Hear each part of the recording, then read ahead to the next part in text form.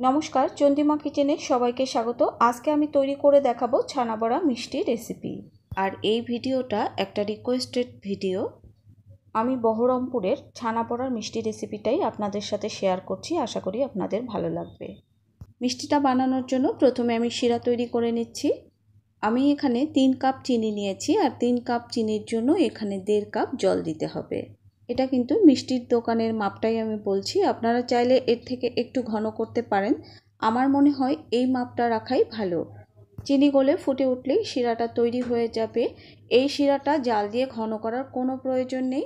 এই মিষ্টিটা ঘন শিরাই করতে হয়। আমি যে মাপটা দিয়েছি শিরার, এর থেকে বেশি পাতলা করা যাবে না। চাইলে এর থেকে সামান্য একটু ঘন করতে পারেন।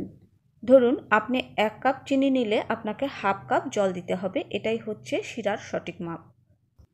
আমি যে চিনিটা ব্যবহার করি এটা প্যাকেটের চিনি। এই চিনিতে খুব বেশি ময়লা থাকে না, শুধু উপর থেকে শিরার ফেনাটা ফেলে দিলেই শিরা পরিষ্কার হয়ে যায়।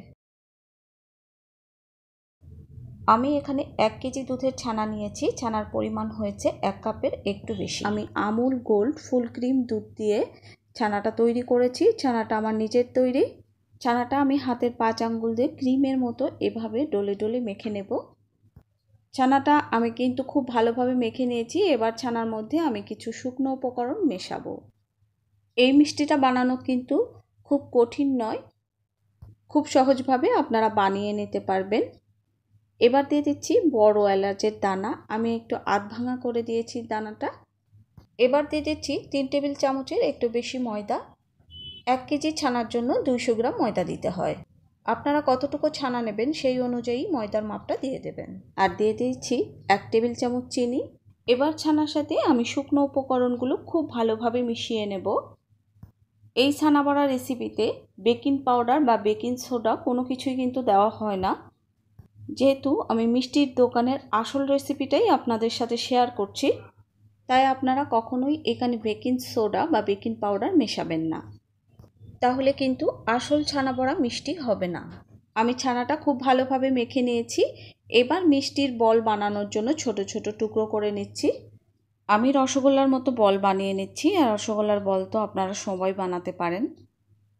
সবগুলো ছানা বড়া মিষ্টির শেপ আমি দিয়ে নিয়েছি। এবার মিষ্টিগুলো ভেজে নিতে হবে, এই জন্য আমি ডালডা নিয়েছি। আর আমি এখানে ডালডার সাথে তেলও নিয়েছি। ডালডার পরিমাণটাই এখানে বেশি আছে। আর এই মিষ্টিগুলো কিন্তু অবশ্যই ডালডাতে ভাজতে হবে। ডালডাতে না ভাজলে কিন্তু মিষ্টির আসল স্বাদ কখনোই পাবেন না, বা আসল ছানা বড়ার টেস্ট আপনারা কখনোই পাবেন না। মিষ্টির বলগুলো ছাড়ার পর যখন মিষ্টির বলগুলোর চারপাশ থেকে এমন বুদবুদ উঠবে, তখন বুঝবেন তেলটা ঠিক মতো গরম হয়েছে। একটা সময় একা একাই মিষ্টিগুলো কিন্তু ভেসে উঠবে। এই সময় গ্যাস ওভেনের আঁচটা কিন্তু হাই হিটেই আছে। মিষ্টির গায়ে হালকা কালার আসা না পর্যন্ত আমি মিষ্টিগুলো হাই হিটেই ভাজবো, কারণ এই সময় যদি মিষ্টিগুলো লো হিটে ভাজা হয় মিষ্টিগুলো কিন্তু ফেটে যাবে। মিষ্টির গায়ের উপর হালকা একটা কালার চলে এসেছে। এখন গ্যাস ওভেনটা আমি মিডিয়াম লো হিটে করে দিচ্ছি। এবার মিডিয়াম লো হিটে আমি মিষ্টিগুলো ভেজে নেব কিছুক্ষণ। মিষ্টির দোকানে এই মিষ্টিগুলো সম্পূর্ণই ডালডায় ভাজা হয়। আমার কাছে ডালডার পরিমাণটা একটু কম ছিল, তাই আমি তেল মিশিয়ে দিয়েছি। ডালডায় ভাজলে মিষ্টিগুলো বেশি টেস্টি হয়। এতে কিন্তু মিষ্টিগুলো খুব একটা টেস্ট নষ্ট হয়নি, কিন্তু শুধুমাত্র তেলে ভাজলে কিন্তু মিষ্টির আসল টেস্টটা কখনোই পাবেন না। তাই চেষ্টা করবেন ডালডাতে মিষ্টিগুলো ভাজার। আর যদি ডালডা কম থাকে, ডালডা আর তেল মিশিয়ে ভেজে নেবেন। মিষ্টিগুলো আমি আর ভাজবো না। এবার তেল থেকে মিষ্টিগুলো তোলার আগে গ্যাস ওভেনের আঁচটা হাই হিটে করে দেব। তেল থেকে তুলে সরাসরি আমি শিরার মধ্যে দিয়ে দেব। শিরাটাও কিন্তু গরম আছে। শিরাটা অনেক বেশি গরম না, কিন্তু বেশ ভালো গরম আছে। আর মিষ্টিগুলো সব শিরার মধ্যে দিয়ে কিন্তু এভাবে নেড়ে নেড়ে দিতে হবে। এতে মিষ্টিগুলো আস্তে আস্তে শিরা খেয়ে নেবে। আর ছানা বড়াগুলো দেখতে একদম দোকানের মতো হয়েছে, আর খেতেও কিন্তু ভীষণ টেস্টি হয়েছিল।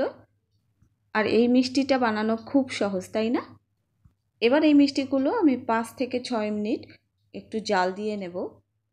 আমি মিষ্টিগুলো গরম করে একটা হাঁড়ির মধ্যে রেখে ঢাকা দিয়ে রাখবো। গরম অবস্থাতেই ঢাকা দিয়ে রাখতে হবে। ঢাকনাটা কিন্তু খোলা যাবে না, তাহলে মিষ্টি থেকে গরম ভাবটা বেরিয়ে যাবে। আর সারা রাত পর মিষ্টিগুলো শিরা খেয়ে একদম টুসটুসে হয়ে গেছে। মিষ্টির দোকানের মিষ্টিগুলো কিন্তু শিরাতে সরাসরি ফেলে দেওয়া হয়, পরে কিন্তু জাল দেওয়া হয় না, কারণ ওদের অনেক মিষ্টি থাকে, তাই গরমটা বেশি থাকে। যেহেতু বাড়িতে কম পরিমাণে মিষ্টি বানানো হয়, তাই শিরাটাও তাড়াতাড়ি ঠান্ডা হয়ে যায়। এই জন্য মিষ্টিগুলো শিরায় ফেলার পর আমি শিরাটা একটু ফুটিয়ে নিয়েছি। এবার একটা মিষ্টি আমি কেটে দেখাচ্ছি। এই মিষ্টির উপরটা একটু শক্ত হয় আর ভেতরটা নরম তুলতুলে রসালো। তৈরি হয়ে গেল খুব সহজেই ছানা বড়া মিষ্টি রেসিপি। সবাই সুস্থ থাকুন, ভালো থাকুন, টাটা।